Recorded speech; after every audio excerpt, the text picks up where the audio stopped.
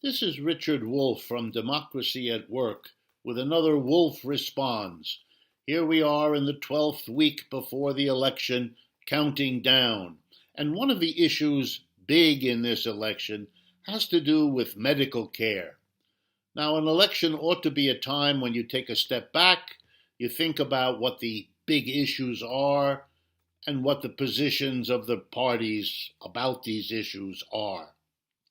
But as happens so often in American elections, and particularly with the presidency, most of the effort of the parties is devoted to saying as little as possible that might get them into difficulty with vague phrases, unclear promises, plausible deniability is the rule, etc., etc.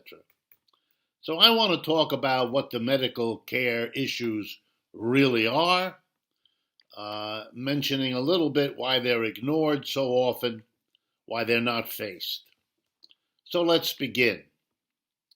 I want to mention, to start, the 4 signs that our medical care system is in awful shape, needs radical overhaul because it is failing us.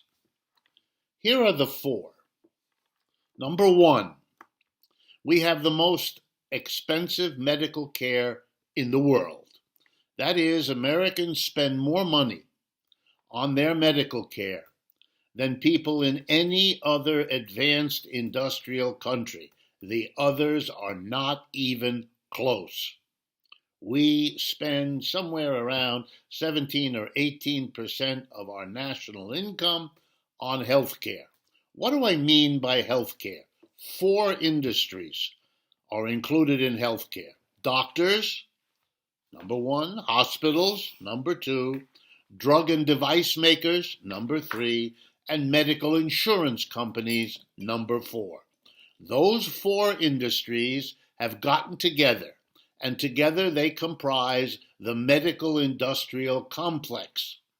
And it is responsible, closely working together, to make our health care more expensive by a lot than most other countries.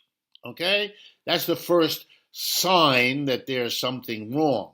Why is it a sign that there's something wrong?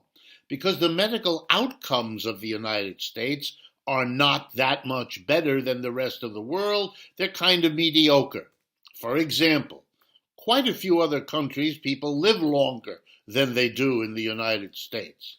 Quite a few other countries, they spend fewer days in the hospital per person or per illness. If you look at the usual signs, the United States is in the middle, not the worst, but far from the best. Now, if you're just in the middle, but you cost more than everyone else, that's a clue there's something wrong.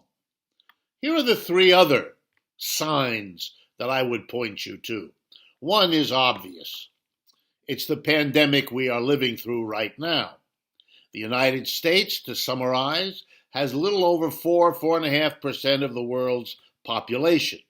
But we have 25% of the world's COVID cases and 25% roughly of the world's COVID deaths. 4+% of the population, 25%.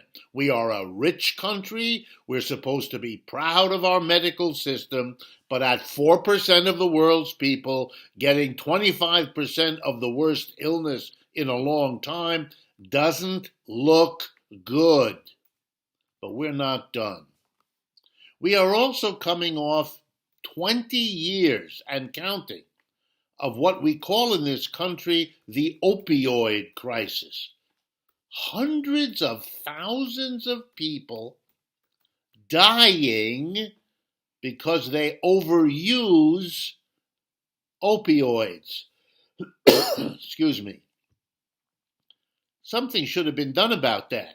Something should be done about it now. Something should have been done for years. It's a pharmaceutical disaster. Abuse of the production, abuse of the sale, abuse of the distribution, and abuse of all the mechanisms that should have been in play to deal with this problem. Big fat failure here again. And finally, the obesity crisis. Americans are among the most obese people on this planet. That's a health issue. The health services ought to have intervened, done something, for example, about processed foods full of sugars and fats that make people overweight. But they don't.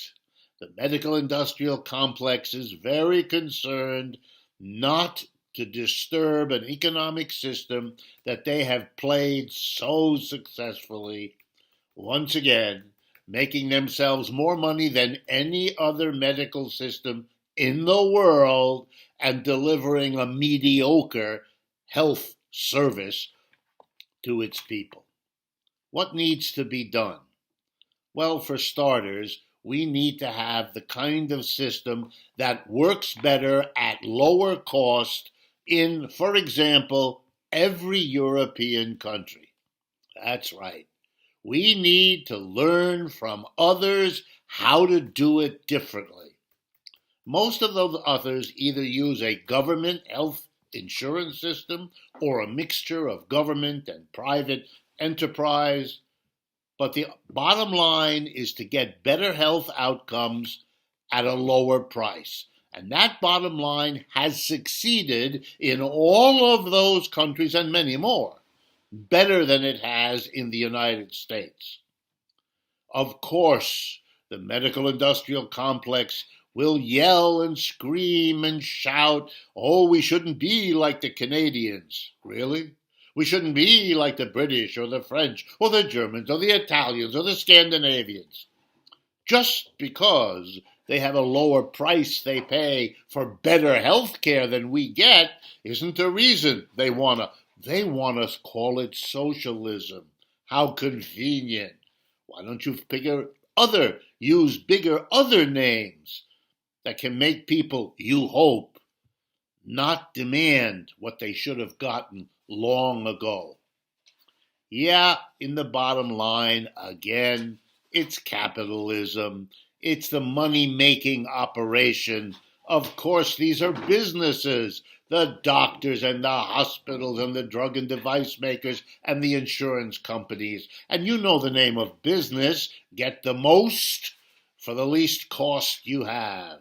Minimize your costs, cut those corners, and jack up your prices. That's what the business mantra is. And if you make your medical care system a business, which the United States does more than any other country, that's what you get. Mediocre outcomes, overpriced, and a failed response to the coronavirus, to the opioid crisis, and to the obesity crisis. Look, the evidence is hard and clear. Only billions spent on noise, propaganda, every effort to deflect your attention, to tell you horror stories about somebody's failed operation somewhere else, keeps this crooked arrangement going. Don't be fooled. Make demands on all politicians of whatever party to come clean. Do they understand the failures of our system, and are they committed to the radical changes needed to overcome them?